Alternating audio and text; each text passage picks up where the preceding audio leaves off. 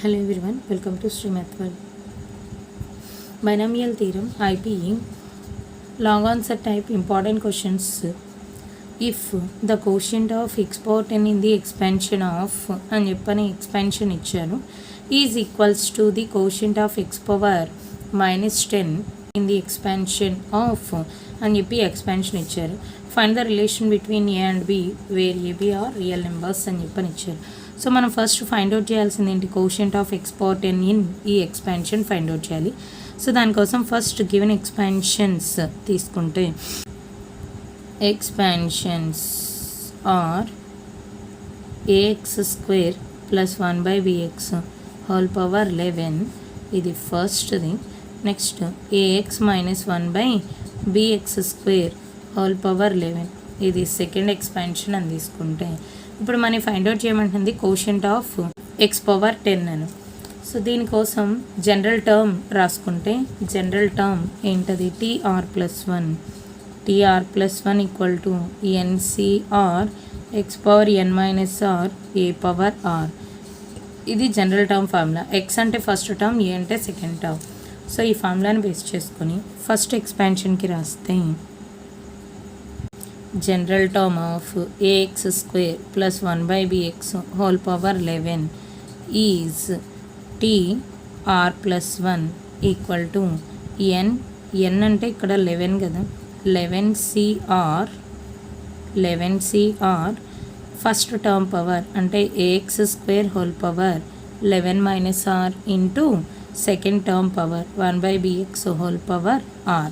ఇప్పుడు ఎక్స్ లేకుండా remaining values అంటే కోషియంట్ టర్మ్స్ ఏవైతే ఉన్నాయో అవన్నీ ఫస్ట్ రాస్తే 11cr ఇది a power 11 minus r by b power r into ఇక్కడ x power value a power m whole power n ఫామ్లో ఉంది. మల్టిప్లై చేస్తే ఎక్స్ పవర్ 2 ఇంటూ 11 అంటే 22 మైనస్ 2r. ఇక డినామినేటర్లో ఉన్న ఎక్స్ న్యూమినేటర్కి తీసుకొస్తే ఎక్స్ పవర్ -1 ఇంటూ ఆర్ వస్తుంది. So 11cr a power 11 minus r by b power r into x power 22 minus 2r. Bases same, పవర్స్ని యాడ్ చేసుకుంటే ఇది ఎక్స్ పవరే, ఇది ఎక్స్ పవర్ వాల్యూనే కనుక పవర్స్ని యాడ్ చేసుకున్నాం, -2r వస్తుంది. మనకు కావాల్సింది ఏంటి, quotient of x power 10. But ఇక్కడ మనకి ఆర్ వాల్యూ తెలియదు. ఈ ప్లేస్లో మనకి ఆర్ వాల్యూ తెలిసి ఫైండ్ అవుట్ చేస్తే కనుక ఇక్కడ మనకు ఉండాల్సింది ఎంత, ఎక్స్ పవర్ 10 ఉండాలి. సో దానికోసం to find coefficient of x power 10 in expansion 1 అంటే ax square plus 1/bx whole power 11 మనం కన్సిడర్ చేయాల్సింది ఏంటి, ఇక్కడ ఎక్స్కి పవర్లో వచ్చినటువంటి value 22 minus 2r minus are అంటే 2r minus are equal to ఎంత అవ్వాలి, 10కి ఈక్వల్ జరగాలి. ఎక్స్కి పవర్లో ఉన్న వాల్యూ 10, దీనికి ఈక్వల్ జరగాలి. సో అలా జరిగితే ఇది 3rని రైట్ హ్యాండ్ సైడ్ మూవ్ చేస్తే 3r ఈక్వల్ టు 22 మైనస్ 10. దీని నుంచి 3r ఈక్వల్ టు 12 అంటే that implies r equal to ఎంత వస్తుంది, 4. ఆర్ వాల్యూ 4 వచ్చింది.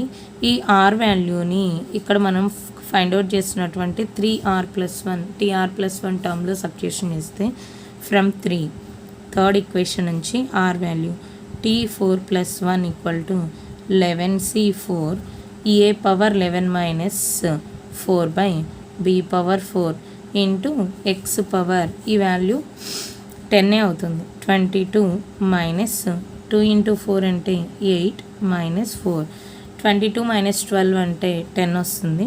ఈ value 11c4 a power 7 by b power 4 into x power 10. మన అడుగుతుంది ఎంత, కోఫిషియంట్ ఆఫ్ ఎక్స్ పవర్ 10 అడిగారు కనుక 11c4 a power 7 by b power 4. ఇది ఫోర్త్ ఈక్వేషన్ అని తీసుకుంటే నెక్స్ట్ సెకండ్ ఈక్వేషన్కి కూడా జనరల్ టర్మ్ రాస్తే general term of ax minus 1/bx square whole power 11 is, దీనికి జనరల్ టర్మ్ రాస్తే tr+1 ఈక్వల్ టు ఎన్సిఆర్ అంటే 11cr first term power ax power 11 minus r into minus 1 by bx square whole power r.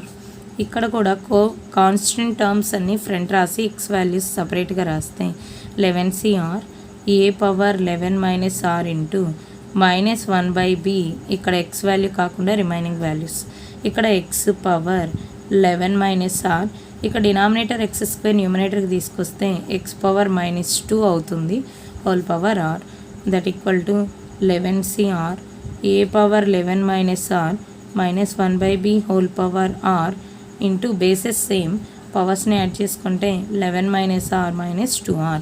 ఇప్పుడు మనకు కావాల్సింది ఈ టర్మ్లో coefficient of x power -10. X power -10 కావాలంటే ఈ ఎక్స్పెన్షన్లో ఇక్కడ ఉండాల్సిన వాల్యూ ఆర్ వాల్యూ కనుక తెలిస్తే ఈ వాల్యూ మనకి ఎక్స్ పవర్ -10 అని రావాలి.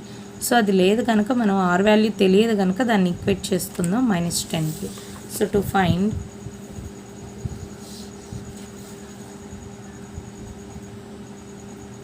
find coefficient of x power -10 in ax minus 1 by bx square whole power 11 is మనం కన్సిడర్ చేయాల్సింది ఇక్కడ పవర్లో ఉన్న వాల్యూ చూస్తే 11 minus r minus 2r, 11 minus r minus 2r equal to దేనికి ఈక్వేట్ చేసుకోవాలి, పవర్లో వాల్యూ మనకి ఎక్స్ పవర్ -10 కావాలి కనుక -10కి ఈక్వేట్ చేసుకున్నాం. దీని నుంచి 3r, ఈ -2r -r అంటే 3r రైట్ హ్యాండ్ సైడ్కి తీసుకెళ్తే +3r ఈక్వల్ టు 11 + 10. సో దీని నుంచి 3r ఈక్వల్ టు 21 అంటే ఆర్ వాల్యూ 7 వస్తుంది. 7 టైమ్స్ క్యాన్సిల్ అవుతుంది, ఆర్ వాల్యూ 7. ఈ ఆర్ వాల్యూ 7ని ఇక్కడ ఈక్వేషన్ 5లో సబ్స్టిట్యూషన్ చేస్తే ఇది 5th ఈక్వేషన్ అనుకుంటే tr+1 ఈక్వల్ టు దీనిలో సబ్స్టిట్యూషన్ చేస్తే from 5 11cr 7 a power 11 minus 7 into -1 by b power a power 11 minus 7 minus 1 by b power 7 into x power 11 minus r value అంటే 7 minus 2 into are అంటే 14, that equal to 11c7. ఇక్కడ 11 minus 7 అని రాస్తే 11 minus 7 ఇది value ఎందుకు రాసామంటే ఇక్కడ formula రాస్తాను, ఏ power 4, ఇక్కడ -1 హోల్ పవర్ 7 అంటే మైనస్ వస్తుంది, ఆ మైనస్ ముందు రాసాం, by b power 7 into x power -10. ఇక్కడ రాసిన formula nCr equal to nCn minus r, ఈ ఫార్ములాని బేస్ చేసుకొని రాసాం. ఇప్పుడు వాల్యూ ఏమని ఇచ్చిన expansion coefficient of x power 10 in expansion is equals to coefficient of x power -10 అన్నాడు. అంటే దీన్ని ఈక్వేషన్ 4 అనుకున్నాం కదా, కోషియంట్ ఆఫ్ ఎక్స్ పవర్ 10.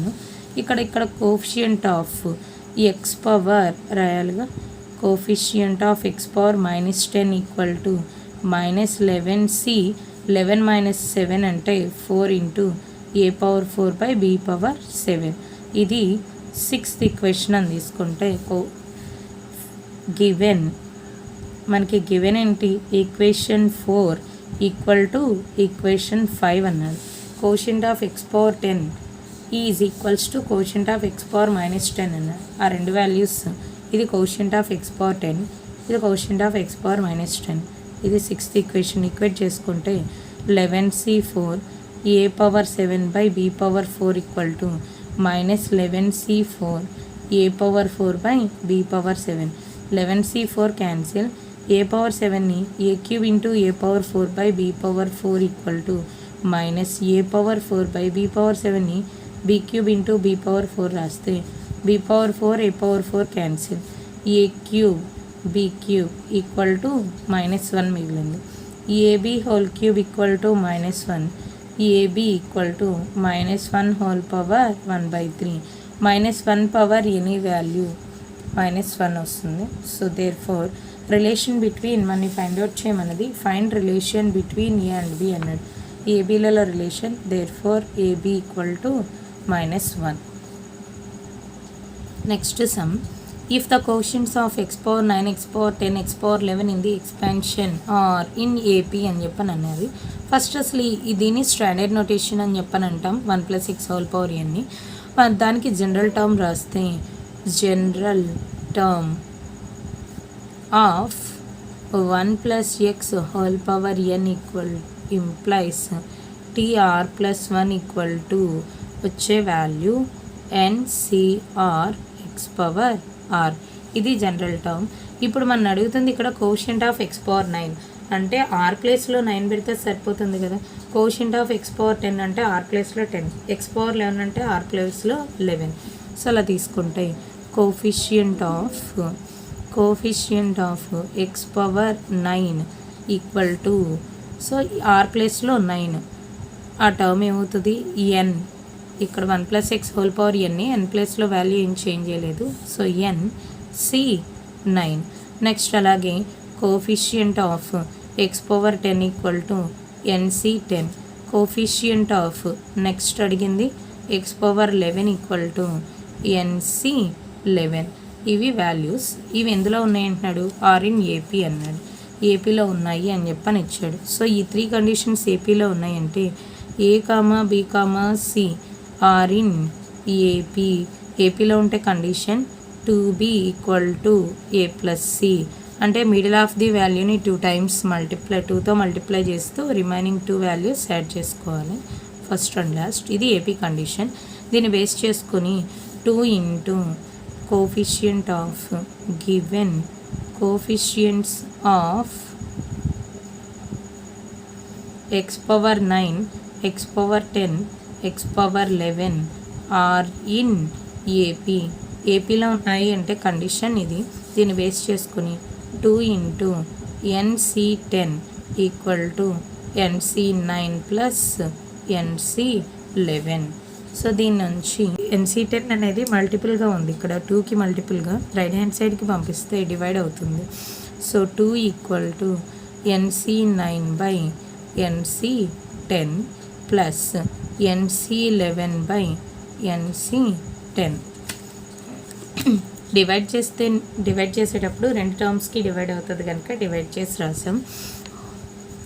ఇక్కడ formula NCR - 1 = N - R + 1/R. NCR/NCR - 1 = formula N - R + 1/R. So దీన్ని base చేసుకుని N ప్లేస్లో 2 same ఉన్నాయి. ఇక్కడ R ఉంటే డినామినేటర్ R - 1 ఉండాలి, అంటే ఆర్లో నుంచి 1 తగ్గించాలి. ఇక్కడ ఫస్ట్ టర్మ్ అబ్జర్వ్ చేస్తే n ప్లేస్లో సేమ్ ఉన్నాయి. R వాల్యూ చూస్తే ఇక్కడ 9 ఉంది, ఇక్కడ 10 ఉంది. సో ఇది R అవుతుంది, ఇది R - 1 అవుతుంది. అంటే ఈ ఫార్ములా అనేది రివర్స్లో ఉంది. NCR - 1/NCR ఫార్ములా ఉంది, అంటే దీన్ని రివర్స్ చేస్తే సరిపోతుంది. ఇక్కడ R ఎంత, ఈ ఎక్స్పాన్షన్లో R అంటే 10. సో అంటే 10/n - 10 + 1 ప్లస్ ఇప్పుడు ఇది అబ్జర్వ్ చేస్తే n ప్లేస్లో సేమ్ ఉన్నాయి. ఇది R అనుకుంటే 11, ఇది R - 1 అంటే 11 - 1 10. ఇది ఫార్ములా యాస్టీజ్ ఉంది. సో దీని ప్రకారం ఈ ఫార్ములా యాస్టీజ్ రాస్తే n - R అంటే 11 + 1/R అంటే 11 దట్ ఈక్వల్ టు ఇప్పుడు వచ్చే వాల్యూ అబ్జర్వ్ చేస్తే 10/n - 9 ప్లస్ ఇది n - 10/11. క్రాస్ LCM చేస్తే 11 × n - 9.